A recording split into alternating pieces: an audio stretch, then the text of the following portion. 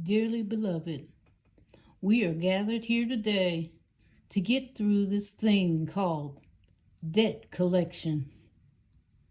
Where is Sailor Moon? I'm afraid she can't help you right now. Scary.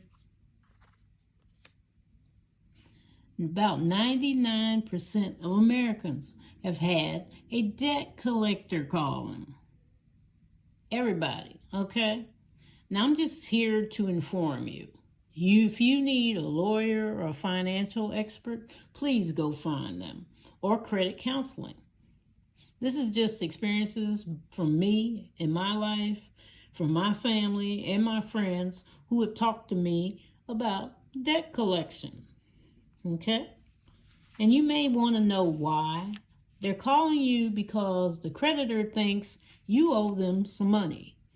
It's past due, it's past time, we want our money. Some of you know that it's coming, and some don't know. It could be a scammer. We talked about that. It could be they got your name mixed up with somebody else. They got your social security number mixed up. They got the address mixed up. And some creditors fight to the death and swear it's you. So we have to be level-headed about this. Don't go screaming and hollering and losing your mind. You have to think. There are 4 types of debt that you can have. These are the 4 most important ones.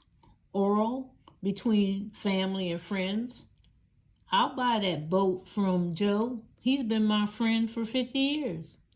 Okay, you bought the boat, you got ill, maybe you can't pay for it, and they haul you into court. A lawyer can be a debt collector too. So the oral agreement was broken. It may have just been a handshake. It was oral through your mouth, and you opened your mouth and said, I will do this if you do this. It could be written. Think of hospitals when they put that paper in your face and it says, I am responsible for the debt of blah, blah, blah. It could be somebody else you signed for. Co-signing. You have to be careful about that, who you're co-signing with, because they're going to come after you if that person can't pay. Promissory note. That's your mortgage payment or a student loan debt. You promise to pay this if I give you this. Open end is your credit card, because the credit card limit can go up or down, and it's kind of open end. Don't quite know what it'll land on in the end, but it's open end with the interest. So those are the 4 types of debt. Now, the first thing we need to do is think before you go shouting and falling out and calling and writing and doing stuff. It's time to think. Do not call, write, or talk to the debt collector right now until you have planned what you're going to do. You need a strategy. You need to figure out how much is the debt. Is this really my debt? Okay, do I have the money to deal with that debt? You may not have the money. Okay, you have to verify the debt.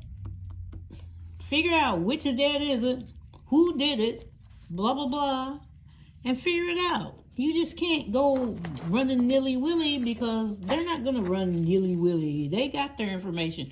They got a little sheet that they got from the creditor, and you have to plan. And we're going to talk about how to plan and what they're planning, okay? So if you don't have any money, or if you really want to just settle it, go on and call them, okay? But if you don't have any money, let's not call them. Sit down first and think about it. I didn't say never call them. I just said plan, okay? We got to plan this out, because if we don't, we could reset the statute of limitations. There's only so many years that debt collectors can call you. Depends on what state you're in. Maybe it's an old debt and you forgot about it, And all of a sudden you call, you got that letter, and you just reset the statute of limitations. The statute of limitations is how long can they contact me? Okay, and I'm going to tell you some of the places that can continue to contact you forever and ever, amen. Almost. That's what it feels like. It's like forever and ever, amen. And I'm going to go back to this page right here. And as I read, the worst one that gets me is Louisiana. Louisiana debt collector can contact you for oral, written, and promissory 10 years. Okay, the mortgage, the hospital bills, your friend or family. But they get down to the open end, the credit cards, and they go, oh, 3 years. It's over in 3 years. Okay. Another one I'm thinking about. Let me check another one.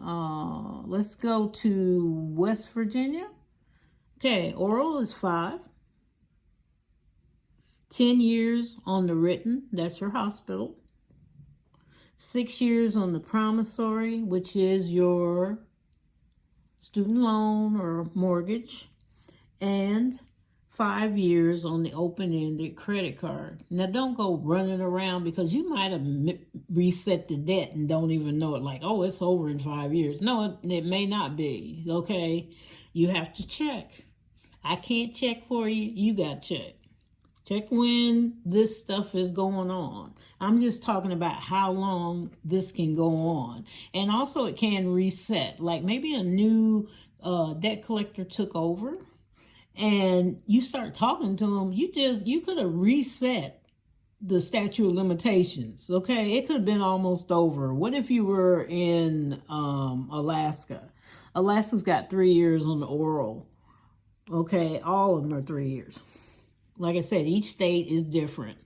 And all of a sudden on that second year, the debt got turned over to somebody else. You start not verifying, not checking anything, and you talk to them, you could possibly reset the debt here, possibly. Okay, especially if it's an aggressive debt collector and they know what the statute of limitations is. Oh, well, we'll just do it 3 more years. I can contact you 3 more years, okay? So it's by state, okay? And they got it by informational purposes only, but you can check your state. You know, maybe they changed. We hope some of them did, because some of them are just too long. I wish all of the states would just be, this is how many years, this is how many years, you know, but it's not. Some are more lenient and some are just downright dirty. It's just taking too long to get over something. But anyway, I will end that. This is part 1. If there's anything you want me to try to find out, I'll try to find out for you. Class is dismissed. And thank you for joining me. Like and subscribe. I'll take anything I can get. Love y'all. Peace.